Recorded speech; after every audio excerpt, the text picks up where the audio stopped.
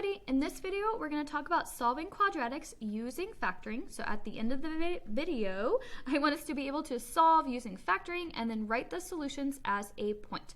Okay, so first I want to talk about what does solving quadratic equations mean? All right, so when you're given a graph, we just did this, right?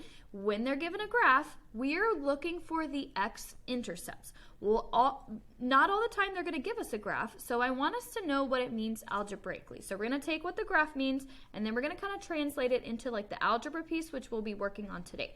So we have been given x squared minus x minus 2. We know that that is the same thing as this blue graph right here, okay? And if they're asking us, hey, where does it equal 0? Well, technically, this line right here is y is equal to 0. So they're really asking us, hey, where does the graph cross the x-axis? Well, it crosses it right here and right here. So we know on a graph it's pretty easy. But we won't always be given a graph. So when we don't have a graph, we take the function x squared minus x minus 2. We have the x-axis, y is equal to 0, and we are always going to set the equation equal to 0 every single time we solve a quadratic. Take the function, set it equal to 0, and then we're like, oh yeah, we do that because we want to know where does the blue graph cross the x-axis, which the equation is y is equal to 0. Isn't that cool? Okay. All right, so when we're doing this, we are going to have a flow chart that I want us to do every single time. So when we have quadratics, quadratics means something with an x squared, we are first going to look to see, hey, is it in standard form?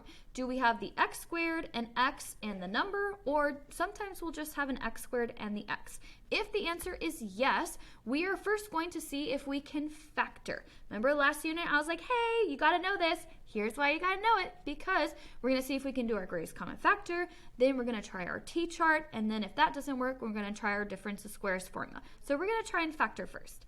If factoring doesn't work, then we are going to use the quadratic formula, which we will talk about later, but make sure you write it down because at the end we're going to put all the pieces together. And then if you have something that is not in standard form, so if we just have an x squared and a number and we're missing this middle like x term here, or if we have an x plus a number squared, we're going to use something called square roots. Again, this will be in another video, but I want us to have the full picture so that when we get there, we can kind of check it off as we go. So overview, standard form, we're trying factoring first. If not, we're going to do quadratic formula. If we have the middle term missing, like the x term, or if we have parentheses squared, we're going to use square roots. Okay, pausing here for you guys to write this down.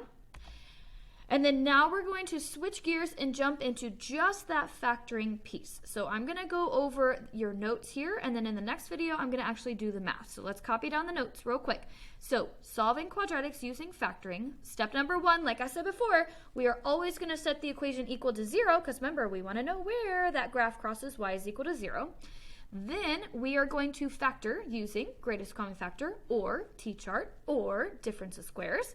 And then we are going to set each factor equal to 0. So here's this extra step we're adding on today. We're setting each factor equal to 0. And then we are going to solve for x. And then if they ask us to find the roots, we're going to write it as a point. Because remember, those are the 2 points where they cross the x-axis. So the number is always going to go first, and then the 0 is going to go last. All right, I know that was a lot. In the next video, we're going to go over some examples together to help it make more sense.